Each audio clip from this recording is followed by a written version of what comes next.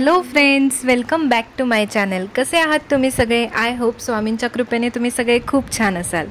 तर 2-3 दिवस खूप जास्त पाऊस होता, त्यामुळे कुठं बाहेर जाता येत नाही आणि तुम्हाला तर माहीतच आहे सुट्टी काढली आहे सूरजनी 1 महिन्याची आणि त्यात हा पाऊस, त्याच्यामुळे खूप बोर होत होतं घरी बसून आणि असं वाटत होतं की आता पाऊस तर थांबणार नाही आणि कंटिन्यूस चालू राहणार, तर आम्हाला कुठेच बाहेर जाता येणार नाही या सुट्टीला। पण नशिबाने तो पाऊस एक दिवस उघडला, 1-2 दिवस मधले आता परत चालू होऊ शकतो, पण उघडलाय तर म्हटलं चला आपण जाऊन या कुठेतरी फिरून। आणि जास्त लांब जायला नको म्हटलं, कारण की जास्त लांब गेलो आणि अचानक जोरात पाऊस आला तर अडकून बसायला नको, अलर्ट वगैरे चालू होते सगळीकडे। त्यामुळे म्हटलं पिंपरी चिंचवडमध्ये हे एक ठिकाण आहे पाहण्यासारखं आणि लाडोला पण तिथे मजा येईल, त्यामुळे आम्ही तिला सायन्स पार्कला घेऊन गेलो। तर हा जो व्ह्यू तुम्हाला दिसतोय तो एंट्री गेटच्या मध्ये आल्यानंतर लगेचच आहे। एका बाजूला तुम्हाला प्लॅनेटेरियम दिसेल आणि दुसऱ्या बाजूला 3D शो वगैरे असं आहे, पण तिकडे आम्ही गेलो नव्हतो। आम्ही फक्त प्लॅनेटेरियम मध्ये गेलो आणि बाकी ज्या गोष्टी तिथे होत्या म्हणजे सायन्स रिलेटेड सगळ्या, तर त्या तुम्हाला पुढे व्लॉगमध्ये दिसतीलच, त्या सगळ्या पाहिल्या। 3D शो काय आपण इतर ठिकाणी पण पाहतो, पण हे प्लॅनेटेरियम मला पाहायचं होतं। तर ते ना डोम शेपचं असं स्क्रीन असते आणि त्याच्यावरती रात्रीच्या आकाशामधलं म्हणजे तारे, ग्रह आणि बऱ्याच गोष्टी, जॉग्राफिकल चेंजेस कसे होतात काय, ह्या सगळ्या गोष्टी असतात। तर खूप सुंदर होतं, पण तिथे शूटिंग अलाउड नव्हतं, त्याच्यामुळे मी फक्त स्टार्टिंगला एवढंच शूट केलं थोडंसं। तुम्हाला फक्त ती डोम शेपवाली स्क्रीन आहे ती दाखवते मी इथे। अशी स्क्रीन होती आणि तिथे अलाउड नव्हतं, एकदा हे चालू झालं ना ते प्रेझेंटेशन की मग नाही दाखवू शकत, सो म्हणून मी ते नाही केलं। तर खूप छान होतं, ते पण पाहण्यासारखं होतं। तुम्ही जर कधी आलात ना तर प्लॅनेटेरियम मध्ये नक्की या। 3D शो मध्ये नाही गेला तरी चालेल, ते तर आपण इतर ठिकाणी पाहू शकतो, पण तारांगणमध्ये या। आणि तर त्याच्यामध्ये ना प्लॅनेटचं फॉर्मेशन वगैरे पण दाखवलेलं आहे आणि नक्षत्रांचं पण फॉर्मेशन कसं होतं काय ते सगळ्या गोष्टी दाखवल्यात, तर पाहायला खरंच मजा येते। सो मी ते तर एन्जॉय केलं। त्यानंतर आम्ही इकडे आलो होतो, तर हे एक्झिबिशन टाईप आहे। तर हे जे दिसतंय ना तुम्हाला, तर ते पाण्याचा एक थेंब पडल्यानंतर वेव्ज कशा फॉर्म होतात तर ते दाखवलंय। आता या गोष्टी नॉर्मली आपल्याला समजतात, पण लहान मुलांना पाहायला मजा येते, कारण त्यांना कुतूहल वाटतं की हे काय आहे, हे कसं होतं। त्यामुळे लहान मुलं असतील ना तुम्ही नक्की त्यांना इथे घेऊन या, त्यांच्यासाठी यायचे, कारण की ह्या सगळ्या गोष्टी आपण अभ्यास केलेल्या आहेत, त्यामुळे आपल्याला इतकं त्याचं हे वाटत नाही। आणि हा तर हे बघा इथे विंटेज लुक दिलाय त्यांनी आणि आतमध्ये जुन्या गाड्या वगैरे ह्याचे सगळे पार्ट्स वगैरे आहेत। त्यानंतर चाकाचा शोध कसा लागला तर त्याचं त्यांनी एक सँड मॉडेल टाईप असं केलेलं आहे, ते आहे छान। आता ह्या गोष्टी आपण इतर ठिकाणी पाहतो, पण ते लहान मुलांना पाहायला मजा येते। सो लाडोने तर खूप एन्जॉय केलं आणि आपल्याला सुद्धा सायन्स मध्ये या सगळ्या गोष्टी होत्या। सो आणि तिथं त्यांनी ना इतकी माहिती लावली आहे, लिहून असं ठेवलंय, तर ते तर आपण वाचू शकत नाही, ते आपल्याला अभ्यास केल्यासारखं वाटेल, कारण ह्या सगळ्या गोष्टी आपण अभ्यास केलेल्या आहेत। ते स्कूलमधून वगैरे ट्रिप जाते ना, तर त्यावेळेला त्या लोकांना हे खूप छान आहे म्हणजे इकडे आणण्यासाठी। तर ह्या सगळ्या अभ्यासाच्या गोष्टी मी वाचल्या नाही, तुम्हाला दाखवते। हे बघा झूम करून त्यांनी प्रत्येक गोष्टीचं असं लिहून ठेवलंय, तर ते आपल्याला आजकाल यूट्यूबवरती सगळं पाहायला मिळतं, की जर एखादी गोष्ट सर्च केली तुम्ही तर तुम्हाला समजून जाईल की काय त्याचं सगळं मस्त व्हिडिओमध्ये ते आपल्याला मिळतं, पण त्यांनी असं लिहून ठेवलंय तिथे। तर ते नाही, फक्त लहान मुलांना मजा करायला ते बटन वगैरे दाबून त्याचं जे प्रॅक्टिकल देतात ना तशा पद्धतीने त्यांनी तिथं अवेलेबल करून दिलंय की ट्राय करण्यासाठी।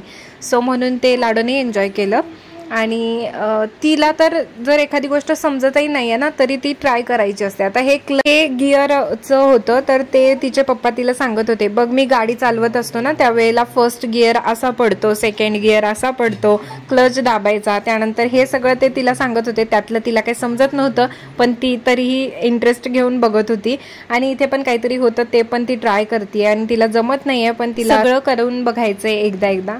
सो ते तिचं चालू होतं। तर हे बघा इकडे पण सगळ्या इन्फॉर्मेशनच लावलेली आहे आणि तुम्हाला दिसत असतील इथं सगळी मुलंच आहेत, जास्त तर लहान मुलंच आहेत।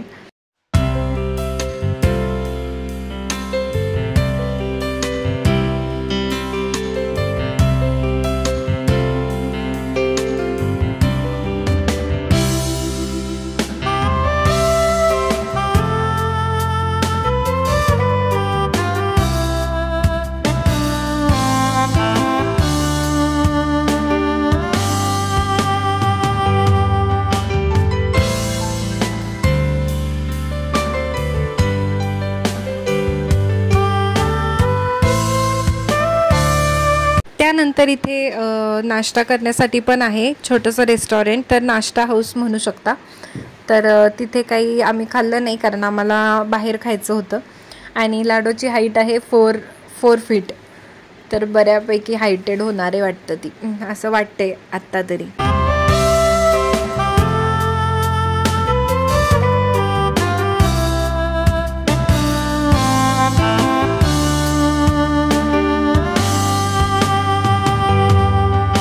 त्यानंतर इथे बघा लाडोचे पप्पा आणि लाडो दोघं मजा करतात आणि माझ्याकडे सॅक बॅग सगळं दिलंय आणि हे दोघं ह्यांचा टाइमपास चालला होता. तिथे ते साऊंड थेरपी काहीतरी असतं, इकडून बोललं की तिकडे आवाज जातो. दोन्ही साईडला 2 स्टॅच्यू लावले होते, तर तिचे पप्पा एकीकडून बोलतायत आणि ती तिकडून ऐकते, मग ती बोलते, तिचे पप्पा तिकडून ऐकतात. तर ते तिला पण मज्जा आली खूप त्याच्यामध्ये की हे काय पप्पा वेगळं असं कसं होतंय, असं चालू होतं. तर लाडोच्या एजमध्ये जर एज ग्रुपचे तुमच्या सोबत मुलं असतील ना तर त्यांना एकदा व्हिजिट करायला घेऊन या इकडे. तर माझ्याकडे सगळं ओझं वगैरे दिलंय, मी ह्यांचे व्हिडिओ करत फिरते आणि हेच मजा घेत आहेत सगळे हे दोघंच सगळी मजा घेत आहेत असं आहे. तर वातावरण बघा, ऊन वगैरे काही नव्हतं, पावसाचं पण म्हणजे पाऊसही नव्हता पण वातावरण पावसाचं मस्त आणि छान हवा सुटली होती, सो मस्त वाटत होतं, त्यामुळे मजा जास्त आली. त्यानंतर हे काय रस्सी खेचायची आणि आपलंच वजन आपण उचलू शकतो का हे पाहण्यासाठी होतं. तर ते सूरजनी तर इझिली केलं, पण माझ्याच्यानी आणि लाडो तर काय नाही, पण ती म्हणत होती मला उचलून घ्या आणि मग तुम्ही ते वेट उचला, असं चालू होतं तिचं. पण ते तिला ट्राय करायला, तेही आम्ही प्रत्येक गोष्ट तिला ट्राय करायला देत होतो तिथे, तर तिने केलं. आणि त्यानंतर मला वाटलं होतं की मला जमणार आहे ते, पण ते माझ्याच्याने काही जमलं नाही कारण खूप जास्त जोर लावावा लागतो. कधी साधं म्हणजे जिम वगैरे पण नाही केलेलं, त्याच्यामुळे ह्या गोष्टी नाही आहेत करायला, सो मला नाही जमलं.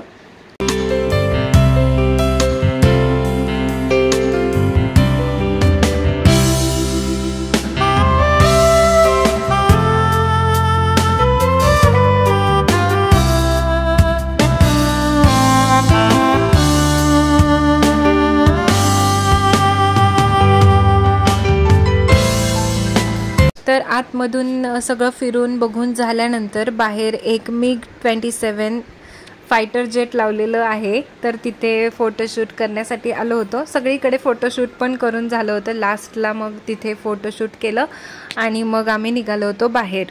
तर सूरज बोलले की आता आलोय तर इथे जवळच एक डीमार्ट पण आहे, तर तिकडे पण जाऊया. मग म्हटलं चला लाडोला पण फिरल्यासारखं होईल आणि घरात बसून कंटाळा आला होता, रोज पाऊस पाऊस पाऊस म्हणून, ते म्हटलं चला जाऊयात.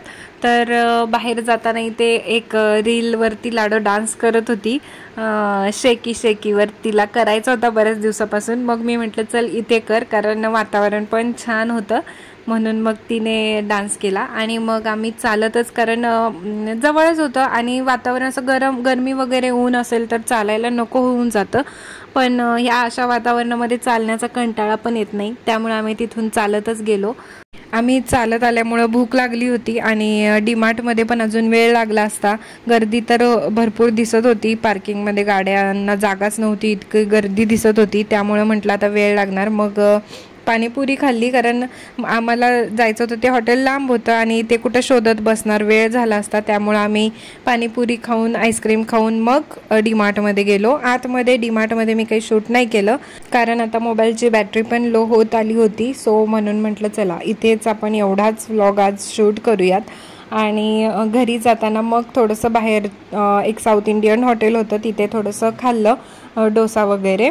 तर असा होता माझा आजचा व्लॉग. तुम्हाला व्लॉग कसा वाटला मला नक्की सांगा. सायन्स पार्कमध्ये पण बऱ्याच गोष्टी होत्या, पण व्लॉग मोठा झाला असता म्हणून मी शॉर्टकटमध्ये तुम्हाला दाखवल्यात.